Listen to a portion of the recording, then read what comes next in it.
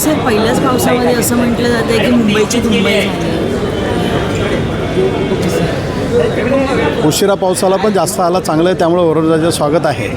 जरी मुंबई शहरामध्ये पाणी भरलं असलं तरी धरणामध्ये पाणी पुरवठा जे मुंबई शहराला करतात त्या धरणामध्ये पाणी नव्हतं. पाणी भरणं गरजेचं आहे. जे कोणी काय बोलत असेल की बाबा पहिल्याच पावसात मुंबई भरली, हे मान्य आहे, भरली, लोकांना त्रास झाला.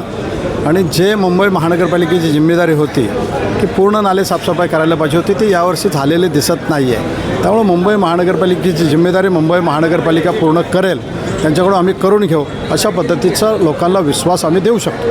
सर त्याचबरोबर आत्ताच घडलेली घटना साकी नाक्यामध्ये उघड्या मॅन्युअलमध्ये पडून एक व्यक्ती मृत्युमुखी पावली. साकी नाका खैरान रोड सन्मान हॉटेलसमोर महानगरपालिकेचं जे मॅन्युअल होतं त्याच्यामध्ये शेख नावाचा जो व्यक्ती आहे, असलम इसाक शेख नावाचा जो व्यक्ती आहे, 60 वर्षीय व्यक्ती, शंकर भवनचाळ महात्मा फुलेनगरमधला, हा त्याच्यामध्ये मृत्यू झालेला आहे आणि त्याची डेड बॉडी मिळालेली आहे. याची वस्तुस्थिती काय आहे ते CCTV कॅमेऱ्याच्या माध्यमातून घेऊन ज्याची जिम्मेदारी आहे, ज्याच्यामुळं झालेलं आहे, महानगरपालिका असेल या जाणून बुजून कोणी केलं असेल, घात आहे का अपघात आहे, याचं चौकशी करून ती कारवाई केली जाईल.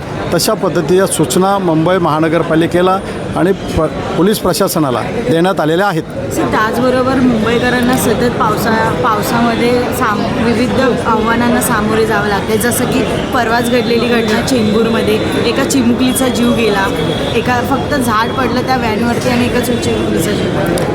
जे चेंबूरमध्ये झालेलं आहे त्याला जिम्मेदार मुंबई महानगरपालिके अधिकारी आहेत, त्यांच्यावर कारवाई झालेली आहे. आणि असे अधिकारी जर कोण करणार असतील की लोकांनी मागणी केल्यानंतरसुद्धा त्या समस्येकडे दुर्लक्ष करणार असतील तर त्यांच्यावरती कारवाई केली जाईल.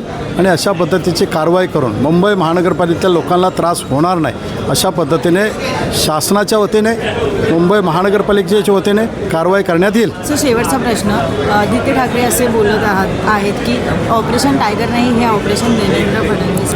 ते शिंदेसाहेबांना विचारा.